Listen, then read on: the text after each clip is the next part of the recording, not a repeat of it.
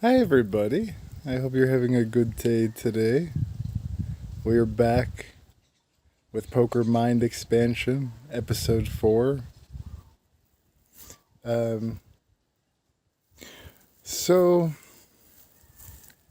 one thing I'd like to say about what happens when we start questioning things is that we're often met with a lot of resistance. From, say, like social networks, people, etc. Say, if we have an idea that goes against their current identity with how things work, as if there's like a way that things work that's an opinion that's not just reality, as if you can make reality into a concept. But there are a lot of times that we speak about our opinion of a hand and it may offend someone else because we are not reinforcing their current belief. And this can be very difficult to be able to speak to other poker players if our interest is truth. And our interest is understanding our opponent's psychology better than they understand their own psychology. It becomes a tremendous difficulty when we are confined to thinking about poker with other people and not going within ourselves. I would also like to say that I would not expect any support from any poker friends. In fact, it might even be met as a threat to their current identity. They would never be able to say that. So what they might say is that what you're doing is wrong, what I'm doing is right, my thing is superior, you should be more like me. So I would not say that going to other people and making these suggestions is necessarily a good idea. I think that accepting people and giving them love can be good. I don't know. In my life, I don't really tell people to do things personally. Um but maybe it can be helpful. But I think that the thing that we have to look at is our own doubt, is our own resistance to breaking every single thing down in poker from first principle and deconstructing this house of cards of beliefs that we've created and really trying to understand the intricacies. Why our opponents play this situation. You see, when we see a board, we think we know what it is when we are opening in the cutoff and we're playing against the button because we've played this situation many times. We have the feeling that, yes, I know this. The reality is that we've never seen this situation in our life. This is the only situation that exists. All this idea, all this knowledge that we're getting from this thought projected past is saved as a memory inside of us. We're playing a completely fresh person. And Albert Einstein does not make decisions burdened by the past. He has an absolutely free mind to make any association needed without trying to stop it at a solution. One of the arguments that some of the poker players will very likely make if we give any suggestions to our friends about trying to go deeper than just solving for zero is that they might say that poker's been around for about 200 years, depending on the format that you're talking about. And only in the last 10 years have we even had solvers available for public use. And you'd want to give up this opportunity simply to meditate, something that people have been doing for thousands of years, and what has it given them? It's a very logical argument that they make. In fact, incredibly logical. If you're trying to play a game to make zero and not lose. Poker has nothing to do with attempting to not be exploited. If that's your goal, then you're not even playing. You're playing like a paranoid schizophrenic. If you really understand the game, then you already know what to look out for. You already know what your opponents are capable of. You already understand the counters that they will try to employ against you. And you already can evaluate whether or not they can do this. So you don't need to worry about trying to play so much less exploitable against possible counters that they would play. You can simply directly exploit them.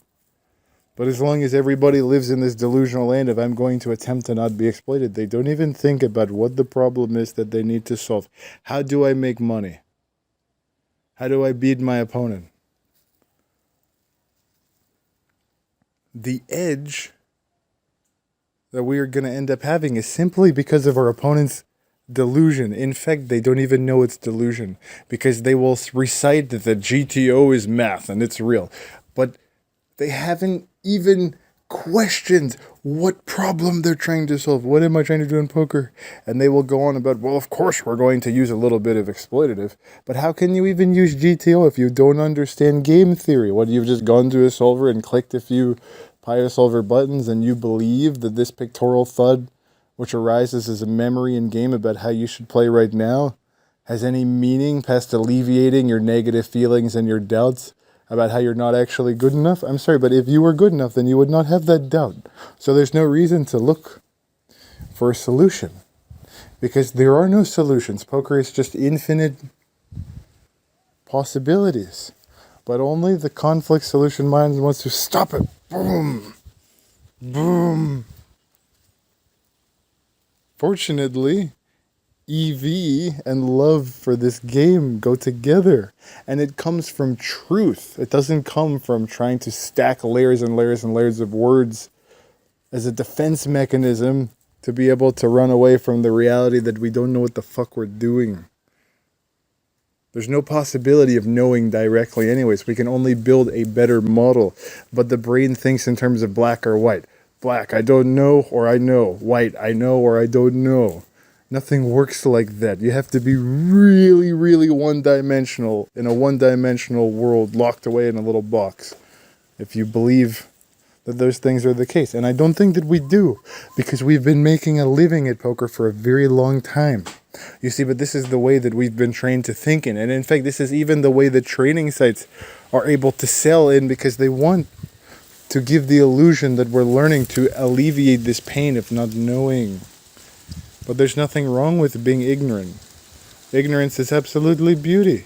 It simply means that we are not burdened by the past knowledge and that we are able to look at our opponents right now without putting millions of things on top of them and be much more clear. So what actually goes on in our head when we end up receiving a hand? Do we have any sort of like self-referential thought? Like, wow, I've not had a good hand for a while. Or wow, this guy's 3-bet me a bunch of times, and having some sort of emotion along with that. Of course, we don't want to admit this, right? We don't feel mad when someone 3-bets us. I want to admit it. Fuck this guy. He 3-bet me 10 times. This motherfucker. He's the worst person in the world. He's so big and bad.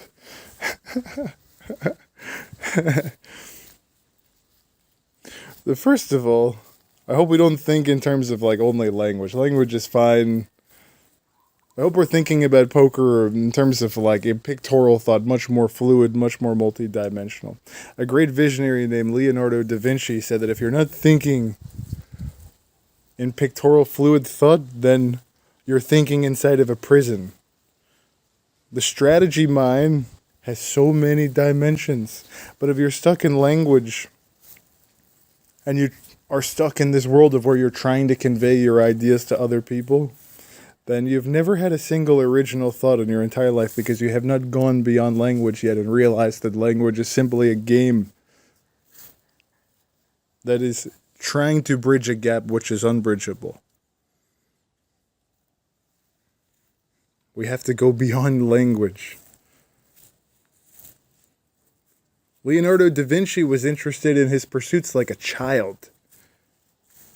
Everybody else around him acted like such a big grown-up. In fact, even Da Vinci and Machiavelli were friends.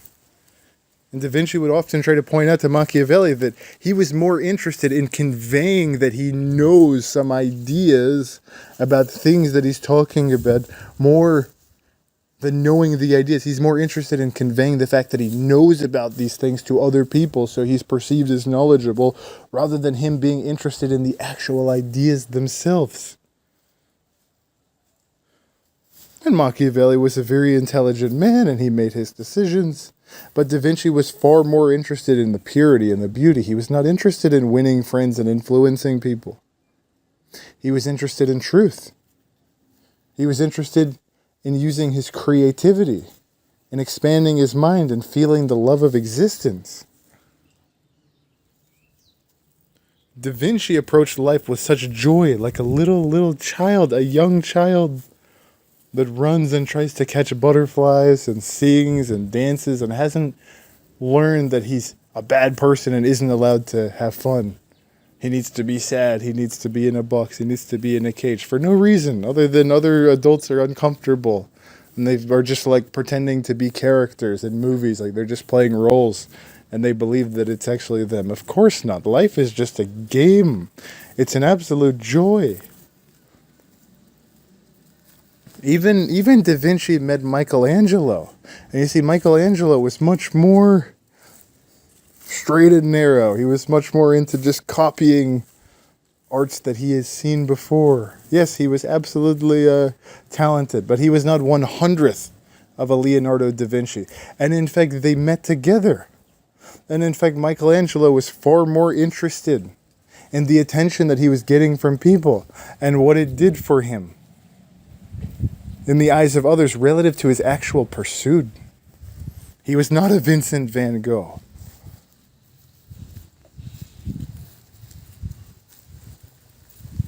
Leonardo da Vinci loved what he did. We've never seen another mind like Leonardo da Vinci in history, with how he was able to combine art and science and make it much more feasible for us to be able to expand our imagination and conceive and think in different perceptions that we've never had. Remember, it's not like we have actually ever seen certain things in reality, right? The only way, say, we've never seen a molecule with our eyes. Okay, it's not something that we can perceive. So maybe we read a textbook, and then we see a model that they draw, and they give us information, and then our brain creates a model, and then if we're very unconscious, we believe, oh, this is a molecule, as if knowledge and pictorial thought combined is actually the molecule. No, we don't have access to molecules. I mean, yes, we have access to molecules, but not in a way that we can differentiate this from that. Not in that way, right? So we have to start to put fertilizer in our garden. We have to start to put water in our garden and put a fence up for our very beautiful seed of consciousness, for our imagination to grow. We have to be like a child.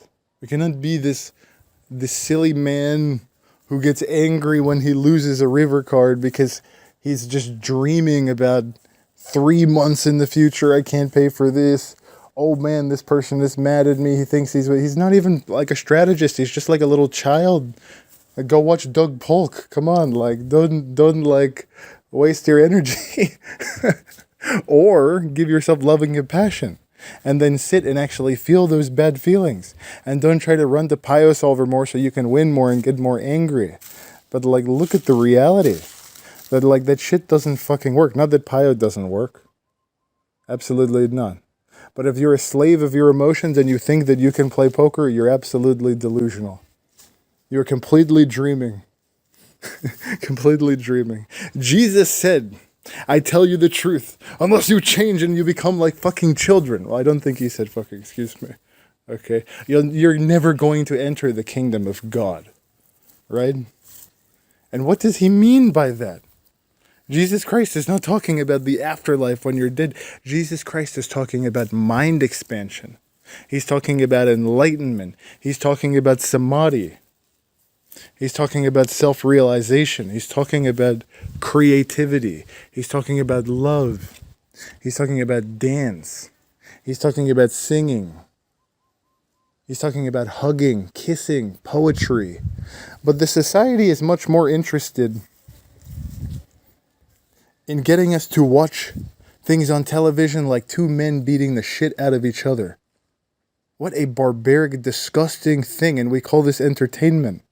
But then society makes us feel bad for our own love. We see people kissing and making love, and we call that PG-13. Children are not allowed to watch. In fact, there's a thing where a man inserts his penis into a woman's vagina, and they call that explicit. But they show you videos of killing people.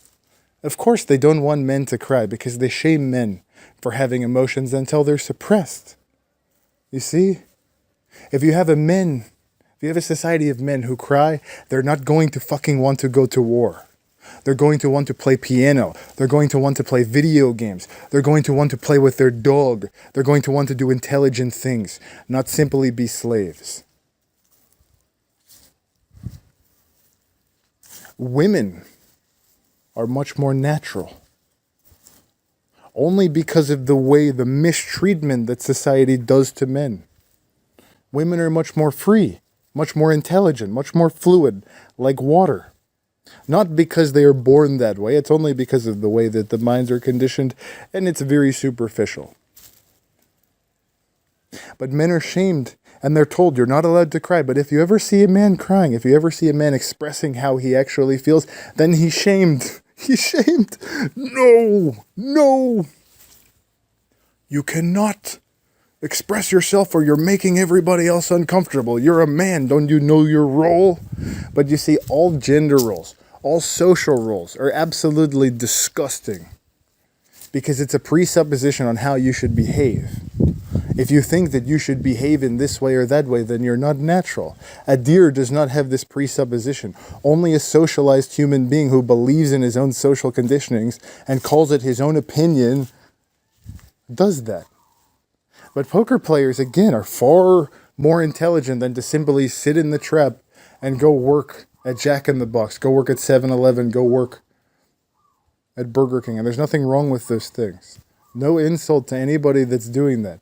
But I'm simply trying to point out the fact that if we're already playing poker and we're making a living at it, then we already have a far more superior intelligence to the rest of society. Not because we're better human beings if we believe that we're going to look at someone else and then imagine how they are worse than us because they have a lower IQ, then we have some serious insecurity. Maybe we need to go to therapy, maybe we need to get a hug from our mom, maybe we need to meditate and get some love.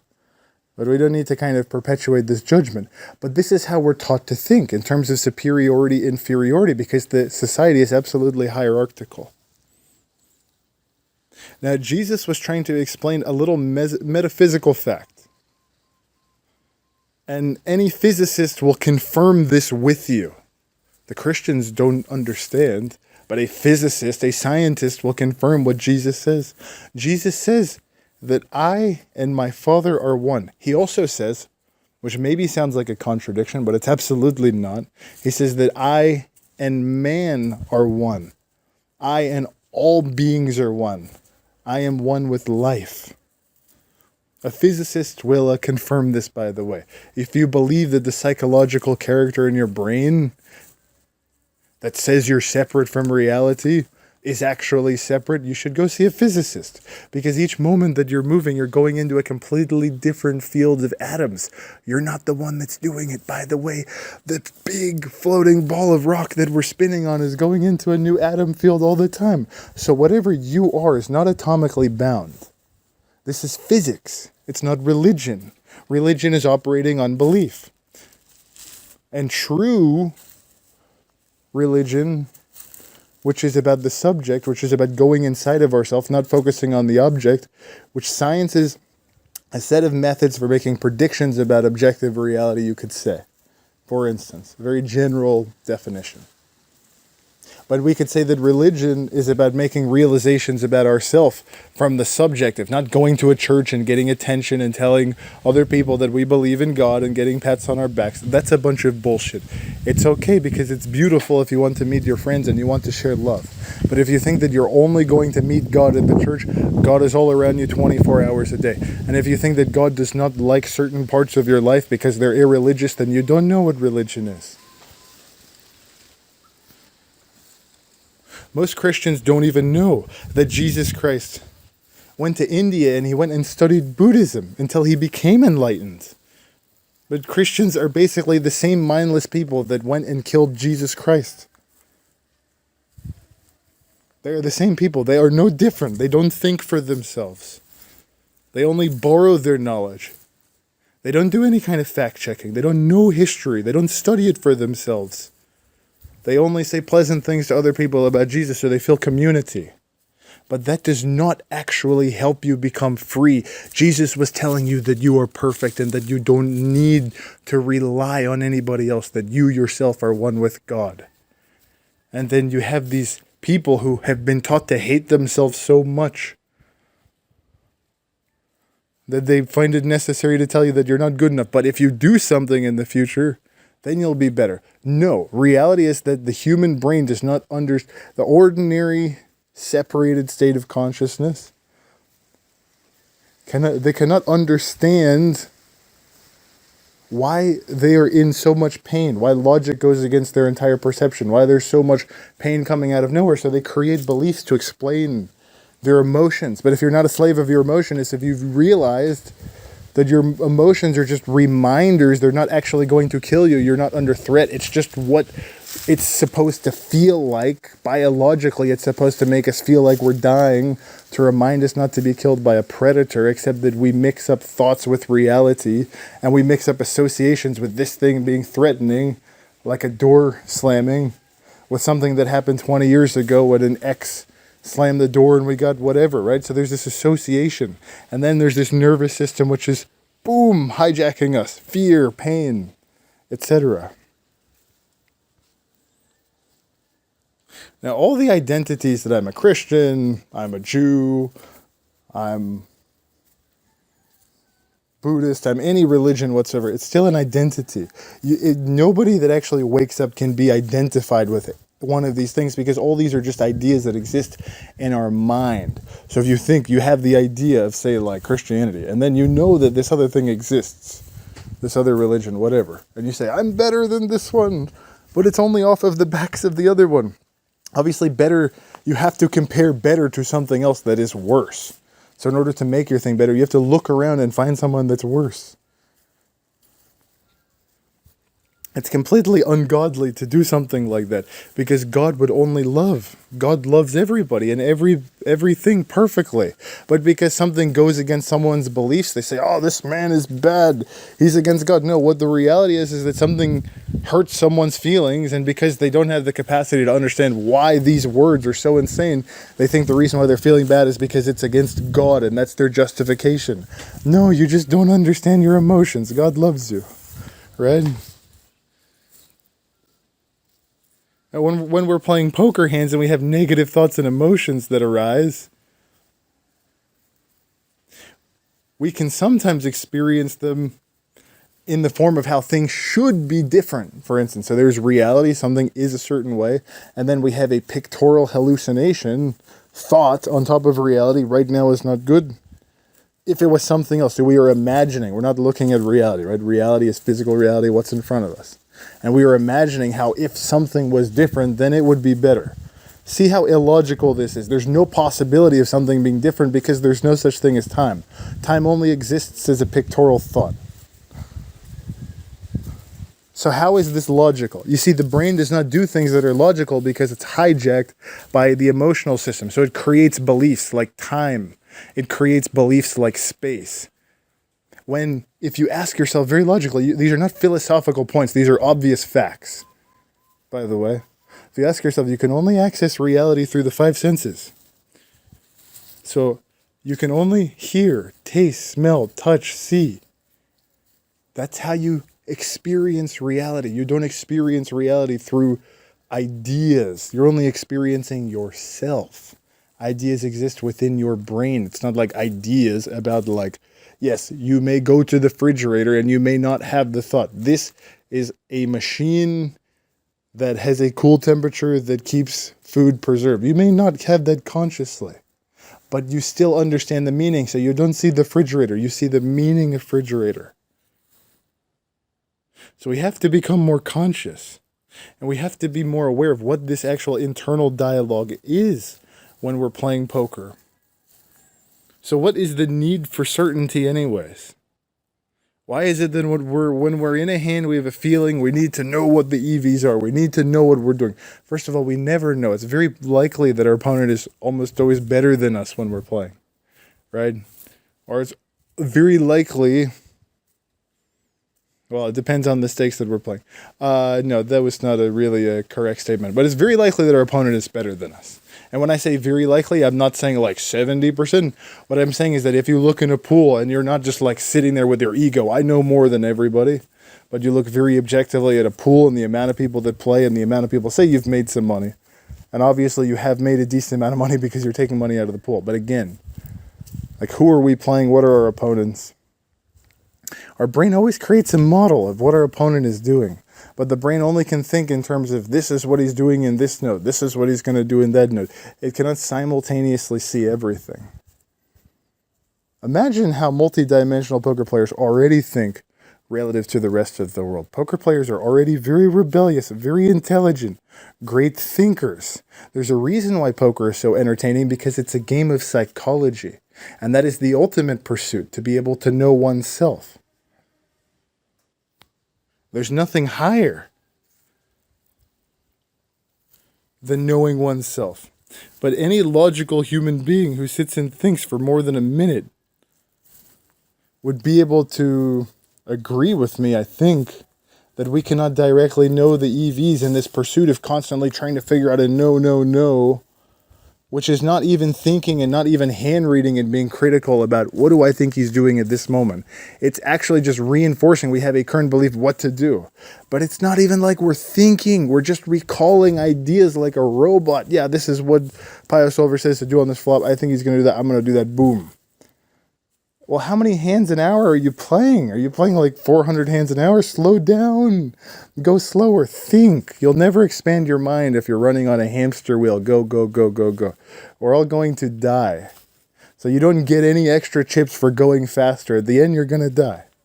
So what extra do you get by running faster? Is it possible that it's just how we're trained to go, go, go? Is that possible whatsoever? Is it a remote possibility?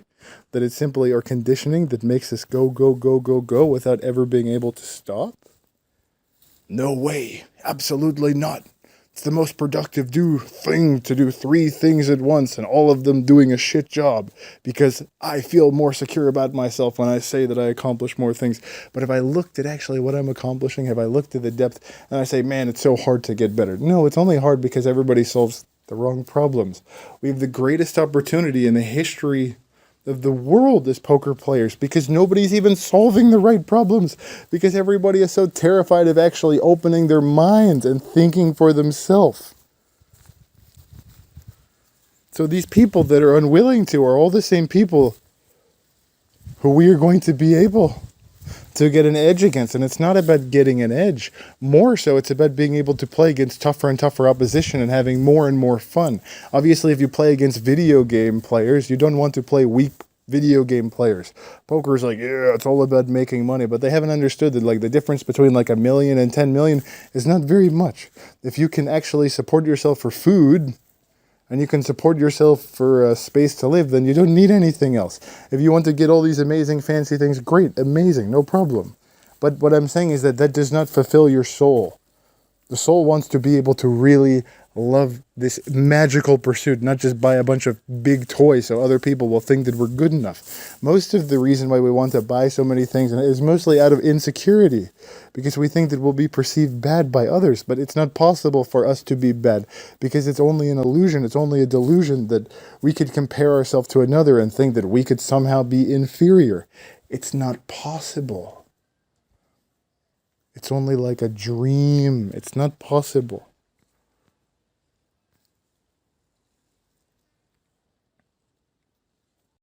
So what actually is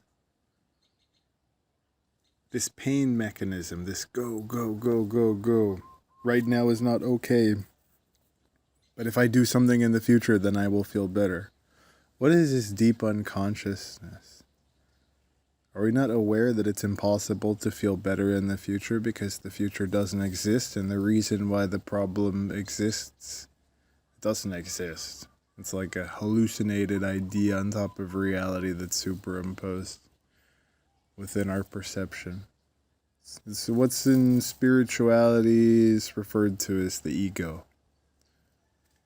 Why do we have such a difficult time stopping and taking a breath? Who hurts? What hurts? Do we understand that when we say, I'm in pain, I cannot stop going, it's happening for a reason? It's not just coming out of thin air, but we think that we are separate from everything that we've tried to stuff under the bed and never look at. We're a completely different person each moment. Our body is being regenerated with new cells. Every 7 years we have a completely different body. Atomically we're constantly different, moving into new fields of atoms. So what is it that we are? We are actually observing what happens inside of us. And when we say, this cat is going to attack us, and we have these big feelings, and we feel scared, and we feel angry, which is equivalent.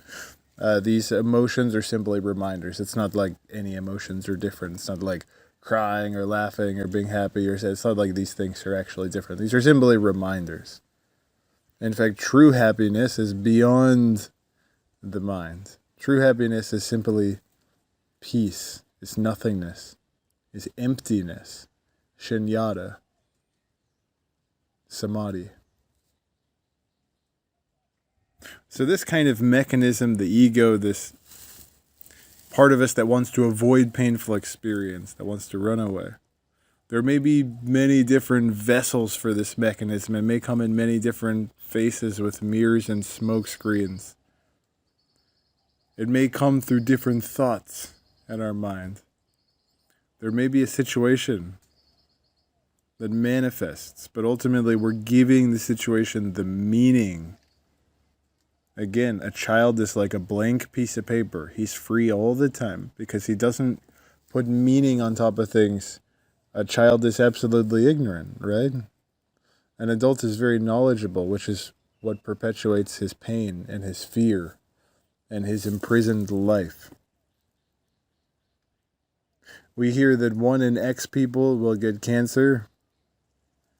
So then we have the fear, wow, I don't want to get cancer. Let me change my life situation, XYZ. Because we're always looking to avoid painful experience in the future. So our entire life is ruled by looking for conflicts to put out illusory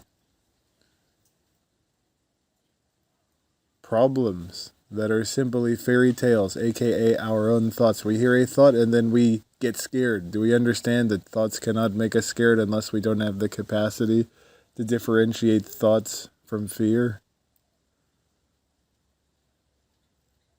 An animal is scared when it's about to be eaten or when it hears a hyena coming, right? This little baby bird gets very scared when he hears a T-Rex, right? Which maybe the T-Rex is a big bird. He's not such a baby. He's a frickin' chicken. Look at his fucking chicken wings. You know, look at him flapping those big old wings. But you see, he's only scared at that moment when he sees the predator. He's not sitting his entire life hiding in a cave because he's terrified that there might be a predator in 10 years. No, he just experiences reality. But the way that the human brain collects trauma and deals with trauma is by looking for solutions against negative emotions. In fact, this is what creates immense suffering. This is why man becomes imprisoned within his own mind, within himself. But this idea that there's something to actually solve when we have pain, that we need to do something to solve it, this preconceived idea is not actually true, because it's just a thought. And you see, the problem is that the actual system that has suppressed emotional pain has to be dealt with, has to be processed. All of this stuff that's going on under the hood, we cannot just put new ornaments inside and expect, and put air freshener inside and expect the car to drive correctly without the correct maintenancing It needs the correct fuel. There are many different aspects to what we are. But any modern physicist can even confirm that there are no objective problems. And all these problems exist within the mind that gives meaning to concepts of problems. Or if we believe in the world still and we have not unseen that, then we can say that we believe in the world and we think this world is causing us problems. We have yet to unsee that actually all emotions exist within us. It's not like emotions can be superimposed outside. It's just a reminder system to tell us that this situation might be dangerous, but it's far more vast and complex than we can consciously understand because it's connected to millions of things from our childhood. About this guy has an opinion, money doesn't matter to me. I'm a very jovial man. I go to church, I support people, da da da da da. But he's constantly talking about money. He's terrified about not having enough, etc. In fact, many people are like this, and then they go and become successful and rich, and they're like a squirrel that collects 100,000 acorns in a hole and doesn't share it with his friends, and thinks that everybody is out to get him, and that somehow, there are other squirrels that aren't as intelligent as me. I've been collecting so long, without realizing that when he's dead, they're not gonna have any utility. Like the whole point of these nuts that are not yours, they're simply coming out of the earth. We've come out of the earth as well. We're not fucking special. We're just a man arising out of the earth, mutually with these acorns, and we are both going to go back into the earth, and then we will come back in a different form with the same combination of parts as we always have, because this is the circle of life. But this form will certainly go, and if we want to find something that is deeper than just the body, it requires us to water the seed of consciousness. Now, a physicist can also say this. Poker players still cling to their beliefs about poker, but a physicist will say all beliefs are simply an idea about the way that reality relates, but reality is only something that you can know through sense perceptions. It's not something that you can know in your mind. There's nothing that can be said about that. But the problem is that the training industry, which has been giving us this false notion for over 15 years now in poker, has only gotten stronger. In fact, if you're looking at it from the perspective of trying to do well and trying to exploit people, and you're going to make money from this because people are unconscious and you're going to become conscious, you may view this as not a conflict. You may view this as a good thing. I view this as very sad, because I want everybody to be able to play poker at a very high level. I want everybody to be able to love and appreciate this game.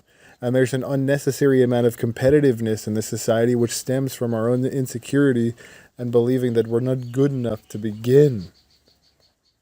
That's the only way that this kind of thing can even arise, this idea that I want to be competitive.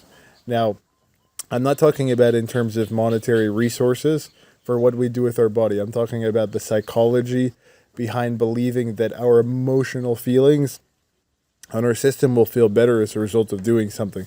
This may be the case that we may get money and then we may be in a better life situation, and because of that we are less triggered by our own insecurities about if people see us as poor, if people see us as this way, then we're going to feel bad. And this is what rules our emotional life. But even if we get money, we're still going to have those exact same insecurities and beliefs in our operating system. They're just not being triggered. So money is simply a very small thing. The reason why people want money is because they've been trained since like 3 years old about how money is everything. So they're not even able to logically discern about how money does not equal anything in terms of their emotional system. The reason why it helps them is because they believe that it matters. A child is absolutely happy without money, but they're so foolish. A tree is absolutely happy without money, right? A deer is completely perfect without money, but only someone who's been brainwashed to think that if they don't have money, the world will end, cares for such a stupidity. And it's important. It's a good thing that we have, because we certainly want medicine and we certainly want shelter. It's very nice to be able to not be bitten by bugs. It's nice to be able to have people helpless. So there's nothing wrong or right. It's only again, it's the mind that wants to think in these terminologies. Money or no money. No, it's just a tool. So you cannot like have an opinion for or against. You simply think about what this thing is in your life situation, how you want to use it, how you value it relative to the other things, and then you make a decision. It's not something that can be in opposition. It's simply a concept. But how can the conflict solution mind ever understand this? This is very, very, very difficult to be understood. Now, I've often heard from training sites that they're trying to convey this idea that if you don't study and you're less knowledgeable, then you're basically going to end up being more insecure. You're going to need a mental game coach. It'll be harder when you're in game, you're making decisions. In fact, this is actually the exact opposite. It's the opposite. This is not how... They have not studied neuroscience. They have not studied the brain. They have not studied psychology. They don't understand themselves. They're selling a product. So I want to make this information available that if you really want to get better, and you're struggling with training sites over the years and you realize that it's a trap, but you still want to cling on to it, you don't have to. You can actually just sit and meditate after you play poker for 2 hours. Sit for 1 hour and just think about the hands. You don't even have to meditate like, no, just think about poker, but don't use any external sources. Only inside your mind. You have to expand your mind. You cannot rely on anything else. We've been taught to rely on external agencies to alleviate these negative emotions, and it does not work like that. It does not work like that even a little bit. So this idea that the training sites are trying to alleviate this insecurity is absolutely stupid. Because what does it mean to actually be insecure? What does it mean to be ignorant? A child is ignorant, as I've said many times, and they're very intelligent, right? So ignorance is about knowledge. Intelligence has absolutely nothing to do with knowledge. Not even a little bit. If you don't understand that, then you don't understand life. A butterfly is perfectly intelligent because he's natural. A human, most Homo sapiens, are very unnatural, very conditioned. And I would say they're very unintelligent because the majority of what they do has nothing to do with their own well-being, even though they think it does. Running around like a chicken with its head cut off, trying to please other people, without really understanding the deeper underlying problems of why we always feel so unsatisfied. And by the way, the majority of poker players are probably not mature enough in their life to make the realization that nothing external to you will ever give you deep fulfillment. Only when you look within, and poker is not external. Let's think about this very logically. Poker, again, is just a deck of cards with a bunch of agreements. So all of our knowledge, all of the things that we've ever learned in PioSolver, studying, thinking about playing hands, even when we're playing, we're technically studying because all this information is going into our brain, is creating new associations. We're not separate from poker. Poker happens inside of our brain. And where are we? Are we like a person in a body? Of course not. We're the fucking body. And the fucking body has a brain. So do we think that we're separate from this poker? Obviously not. So we have to turn inwards. It's very, very important to think about this from with a knife, with logic, not with belief.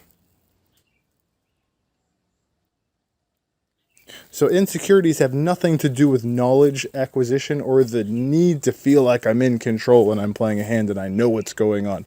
That feeling that you need to know what's going on so you can make sure that you're making EV, why don't you follow that up with the second thought of, if you think that you know what you're doing, does that mean you know what you're doing? No, of course not. That's just a belief coming from your own ignorance, from your own incapacity to realize that you cannot objectively know anything.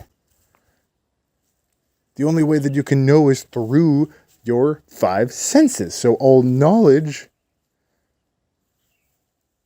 is something that's happening within you. This is why we have to go beyond language. This is what Jesus talked about. This is what Buddha talked about. This is what Muhammad talked about.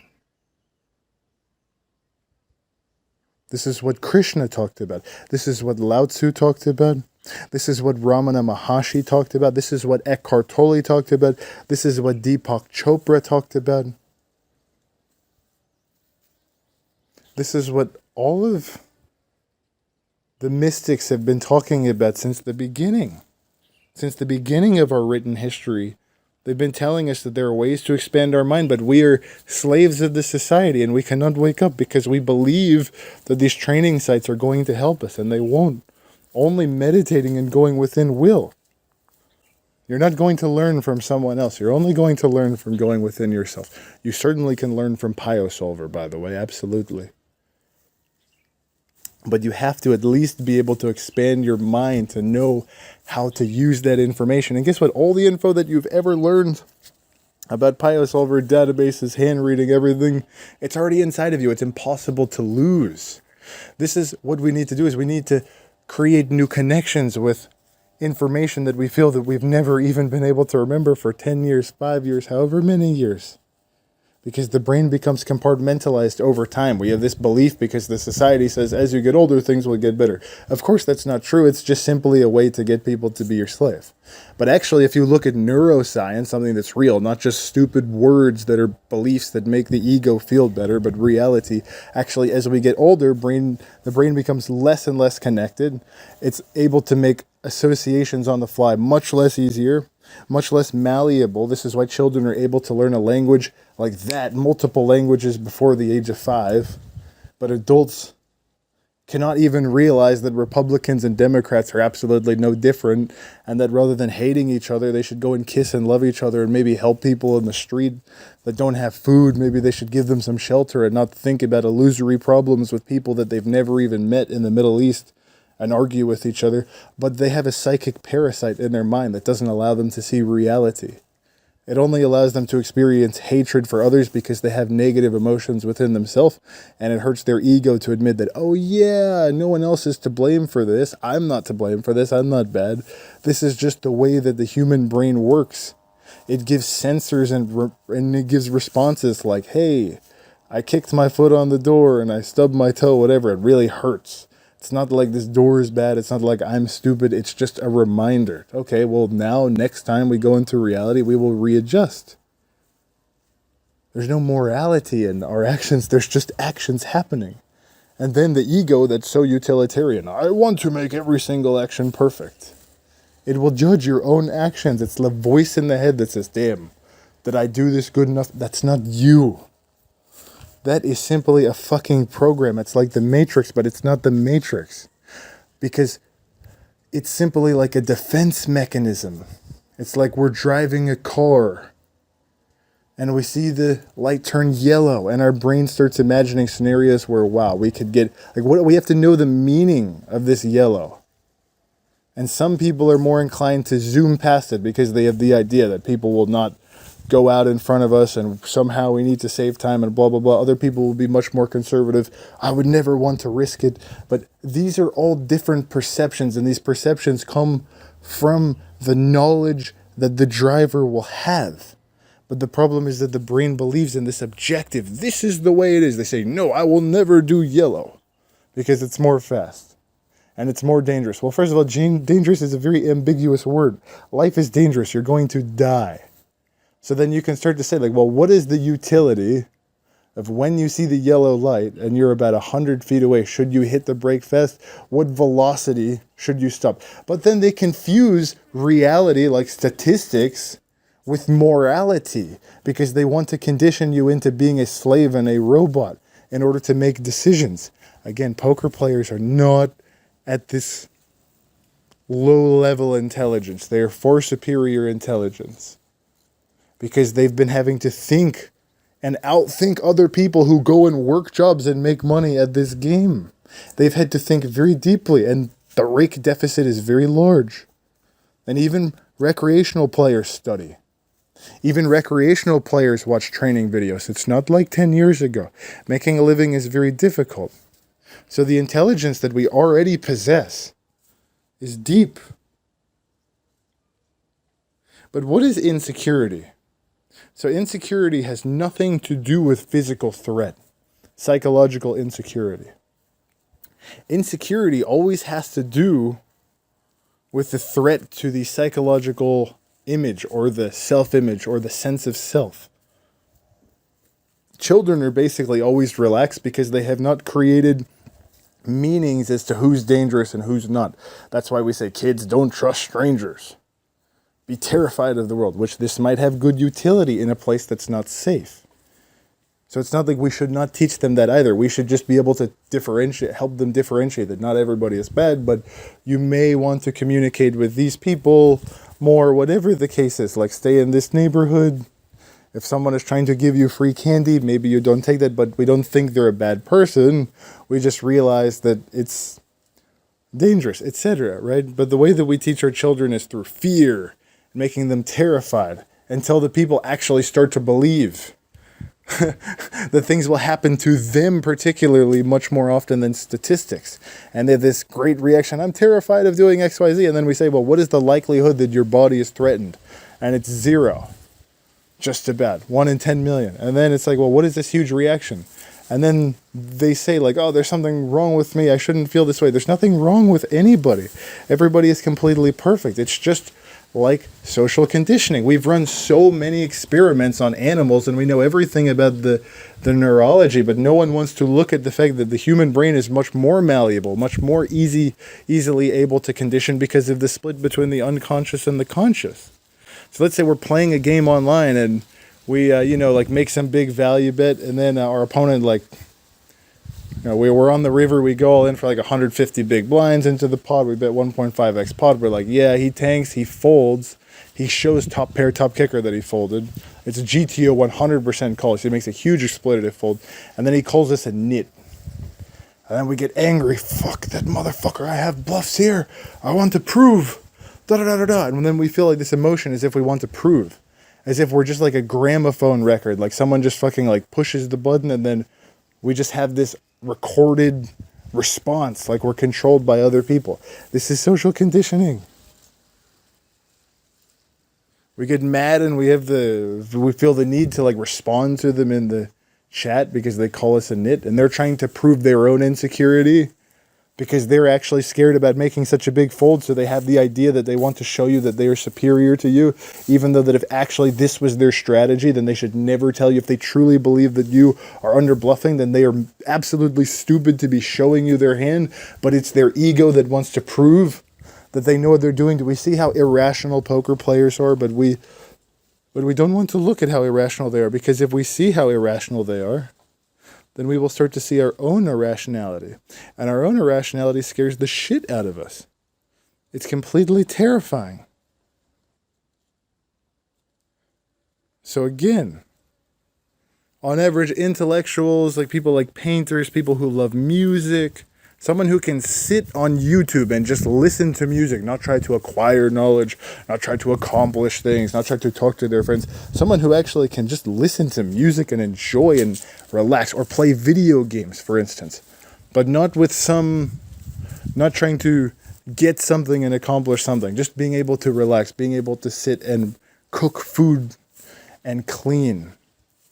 Spend time meditating. These are all meditative practices. In fact, if we have access to children to play with, or like pets, these are the greatest teachers because they have a much less developed sense of self. A dog has no sense of self. Their identity is the existence. They've not created a separate sense of self. And children, depending on where they are, they're much less conditioned. So they're very, very good teachers for us. In fact, they are the greatest teachers that we have. So people who are able to express their love and their beauty generally are much less insecure because they have less of a need to prove that they are so macho and they are so knowing and they are so big and bad. They're able to just dance because they remember, oh yeah, I'm going to die. So why would I do anything else other than love? Why would I collect these peanuts in the sky? Why would I not just love? There's nothing else other than love. So why are we even playing poker to begin with? So we have to start from first principle and ask, what are we even doing to begin with? We cannot just jump into arbitrary problems that we think are important. We have to start to think for ourselves. So are we playing because we love this game? Now, sure, we might need to pay the rent as well. Absolutely, there's no contradiction. But would we rather be playing poker than doing something else? Do we love this game? Well, if we love it, then why don't we give ourselves attention? Why don't we give ourselves the possibility to expand our mind? Most poker players I've met are not playing like children. They're not enjoying and loving and appreciating the magnificence of the impossibility of ever knowing anything about the game. Can you think of the tremendous gift that we have, that we're just born here? Or we're just floating on this ball of rock and we have computers and we can like play this strategy game and actually make a living? We don't have to go flip burgers. Can you imagine that this is a game that we can play for the next 1,000 years, assuming that humans do not self-destruct?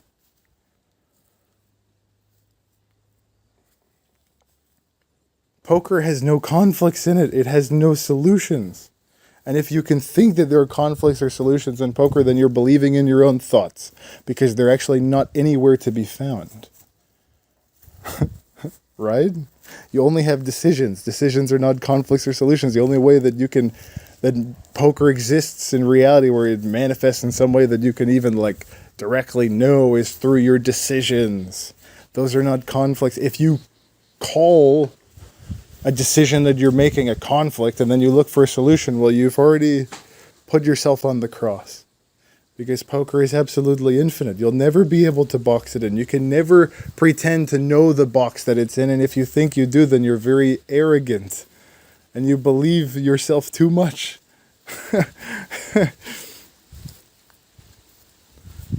we can see it everywhere. I mean, just look at people in study groups. They come and they just start opening their solver and looking at hand histories and pretending that they're actually getting a deeper comprehension, but they're not going deeper into the concepts. They're simply regurgitating what they already know to be seen as knowledgeable by other people. Vincent van Gogh is one of my favorite people in history. I have about 100 biographies on my shelf. I read a lot. I really enjoy reading. He's one of my favorite people simply because of his love and his passion. I've read a lot of biographies on successful people. And I realized that I did not give a fuck about who made more money. I was much more appreciative of the people that had passion and that had love.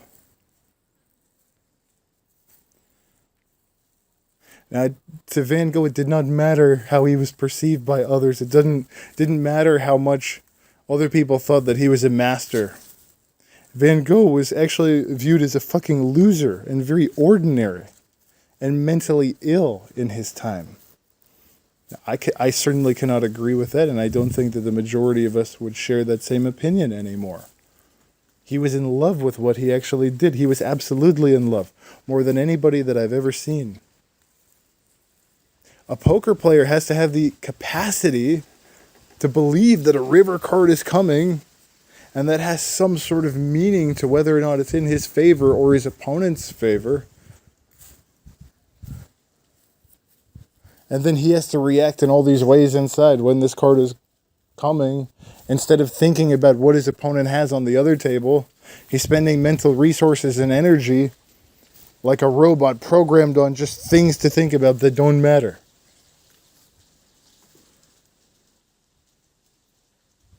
All children are exactly like Vincent van Gogh until they get conditioned to think about things that don't matter. It's not our fault, but at least we have to start watering the seeds of our consciousness and start thinking about where we're spending our mental resources. The truth is that our own brains are the greatest resources. We're far more intelligent than any super quadrillion computer that we can think of and invent right now. By trillions of miles. Is that not obvious how stupid ChatGPT is? It's a fucking parrot. It just repeats things. It does not know how to think. It's not creative.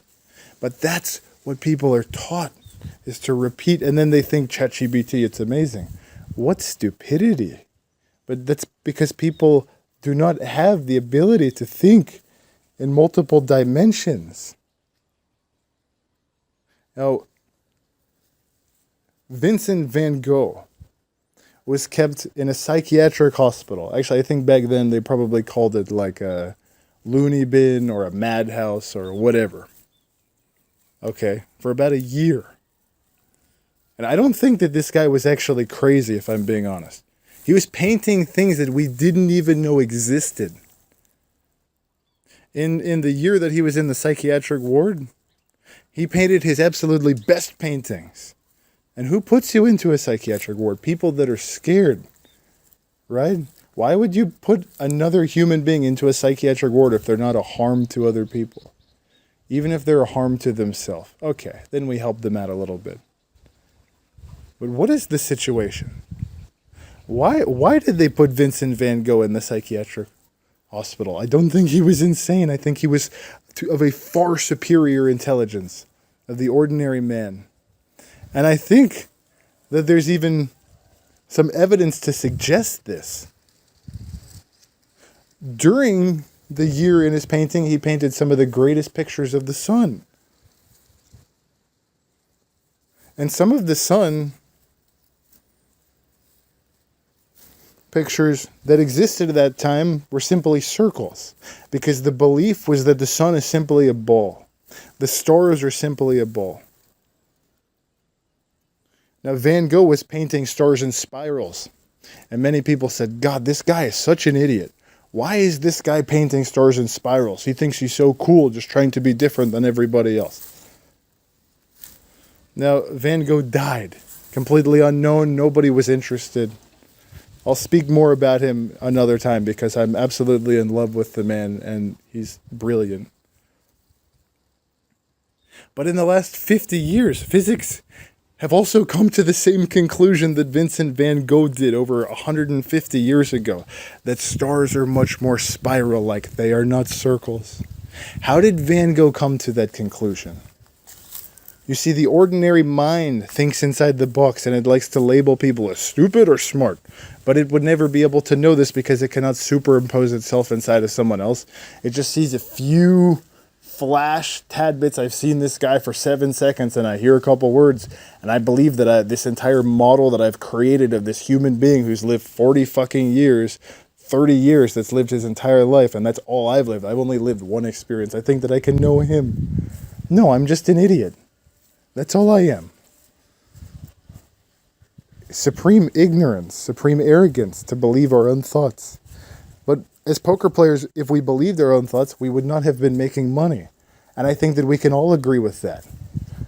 So we are not